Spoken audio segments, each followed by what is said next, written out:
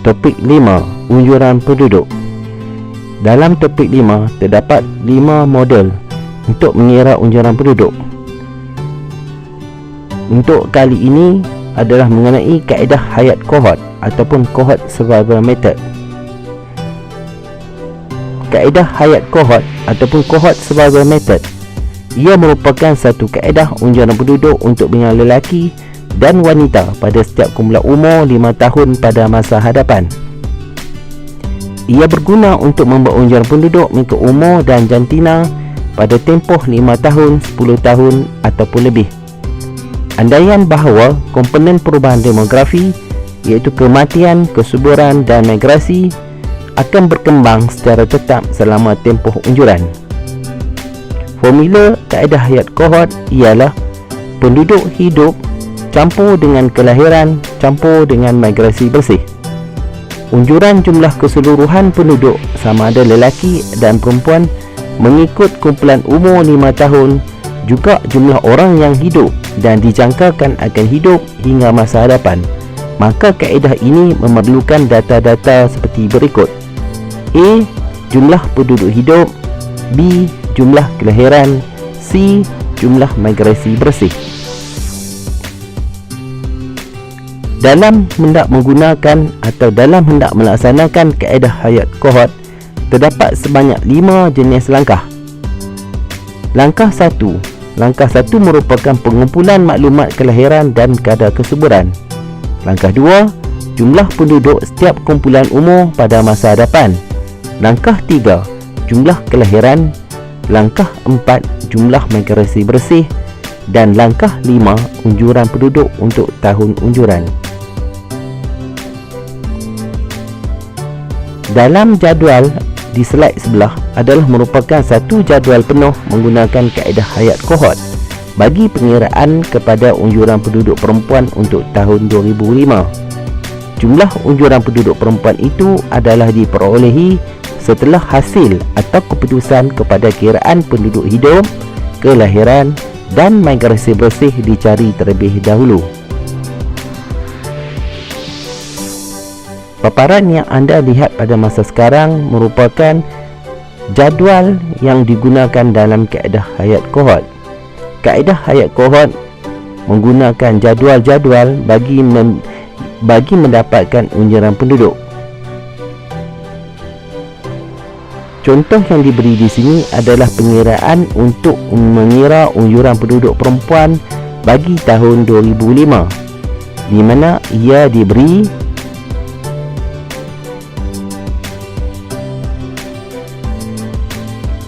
kolom A merupakan kumpulan umur tahun 2000, kolom B jangkaan penduduk tahun 2000, C banci penduduk tahun 2000, D kadar hidup dan E kadar kelahiran tahunan. Biasanya kalau dalam peperiksaan akan diberi jadual seperti yang anda lihat pada paparan di depan, iaitu diberi kumpulan umur untuk tahun sebelum. Sebagai contoh di sini adalah tahun 2000, di mana peringkat umur yang terdiri daripada 0 hingga 4, 5 hingga 9, 10 hingga 14, 15 hingga 19 sehingga 80 plus, yang mana sebelum ini anda telah dipelajari ataupun mempelajarinya dalam topik kedua untuk membuat graf piramid penduduk. Bagi yang bertanda kuning pada kawasan ini, ia menunjukkan kumpulan umur subur. Jangkaan penduduk tahun 2000 ini sebenarnya merupakan jangkaan ataupun unjuran penduduk untuk tahun 2000.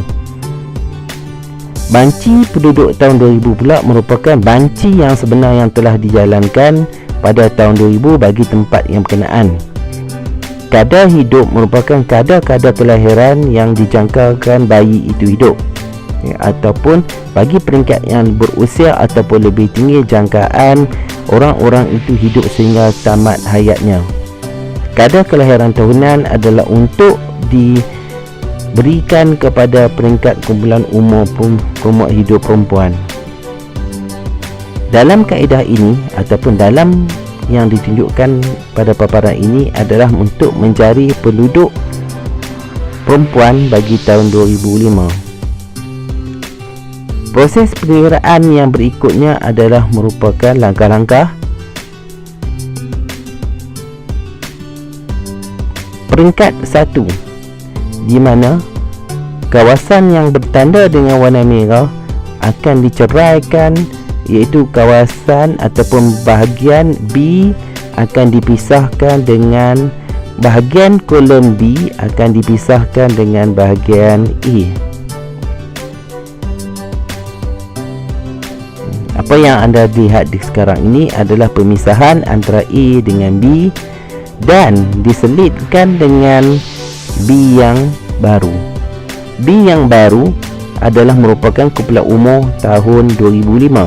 Kenapa 2005? Kerana kita hendak mencari jumlah penduduk untuk tahun 2005. Dan di sini dimasukkanlah kumpulan umur tahun 2005 yang mana berbeza setiap peringkat umurnya adalah selang 5 tahun. Pada kolom A adalah tahun 2000.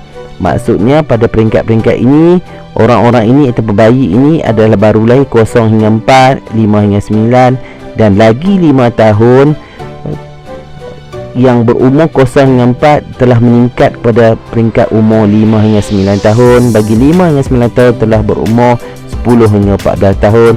Dan waktu ini terdapatlah kelahiran baru yang mana kita merujuk pada kelahiran tahun 2000 hingga tahun 2005.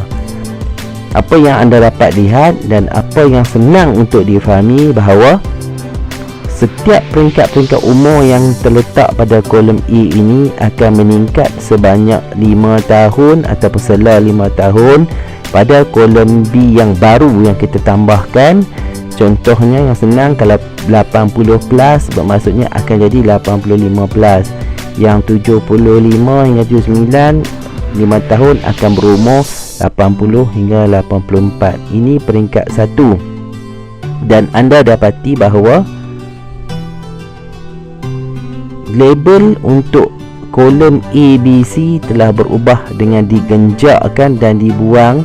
Sebab tadi kita akan nampak ada B ada sebanyak 2 kali. Sekarang ni kita ubah B dan B ni menjadi C, D menjadi sini tadi sini dah menjadi D, sini dah menjadi E dan sini menjadi F. Ini peringkat kedua. Pada peringkat ketiga, saya ulang peringkat awal A dengan B dipisahkan. Sepatutnya sini tadi B dipisahkan dan diselitkan kumpulan umur 2005 selang 5 tahun. Dan ini menjadi B, yang B ini menjadi C. Sekarang pada peringkat ketiga kita akan tambahkan satu kolom ataupun insert kolom yang baru, iaitu G. G merupakan penduduk hidup yang mana pengiraannya adalah kolom D darab dengan kolom E. So ini didarabkan 3731 darab 0.9809. Jawapannya adalah 3660.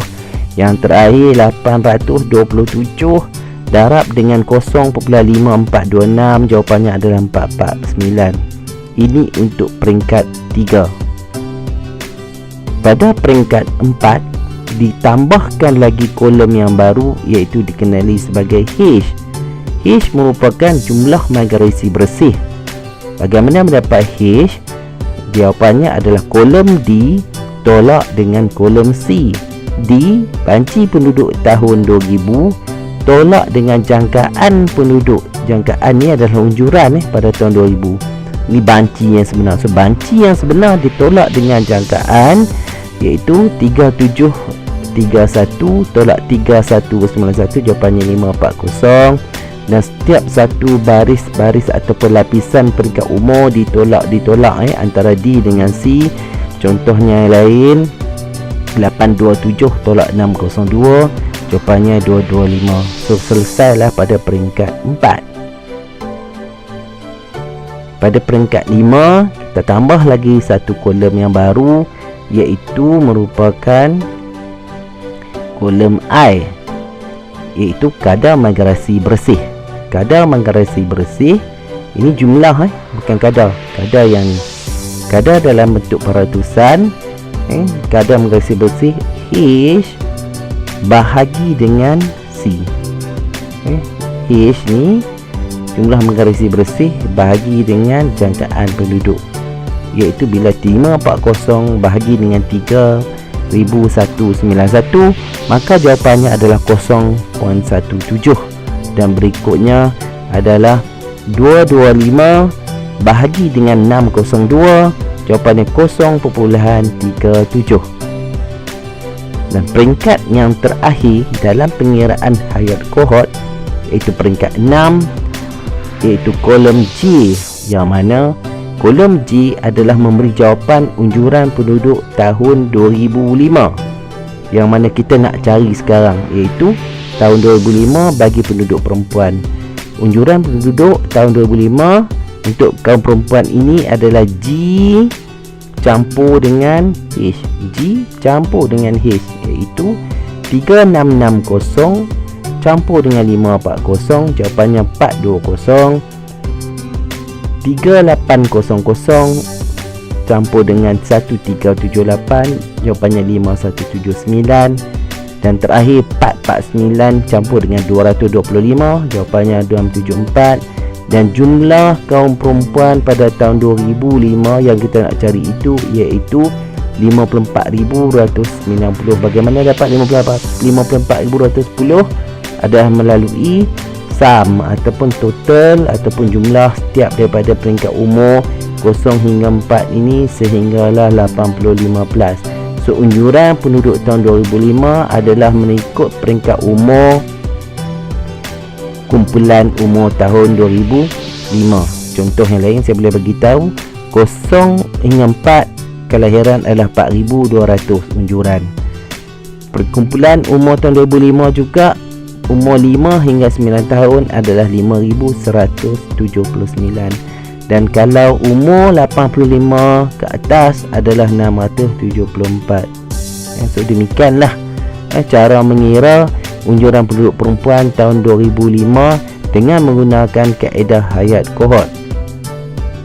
Dan pengiraan kaedah hayat kohort sepenuhnya menggunakan jadual. Jadi apa yang anda dapati jadual seperti di depan anda ini adalah pengiraan lengkap menggunakan kaedah hayat kohort dengan mempunyai 6 peringkat pengiraan. Anda boleh ulang tonton bagaimana untuk menambah kolom ataupun nak melalui peringkat 4 tadi, 4, 5, 6. Bagaimana untuk mengiranya, mengirakan kaedah hayat kohort. Anda boleh tontonnya berulang kali sebagai untuk lebih memahami.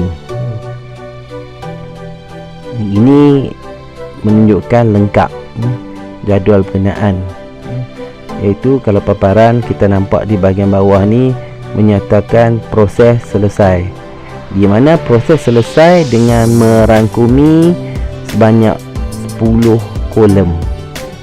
10 kolom yang pada asalnya sebenarnya hanyalah 5 kolom sahaja. Saya harap sangat anda semua memahaminya dengan lebih jelas, lebih fahamnya. Dan kalau kurang faham, saya minta sangatlah supaya anda semua tontonnya berulang kali.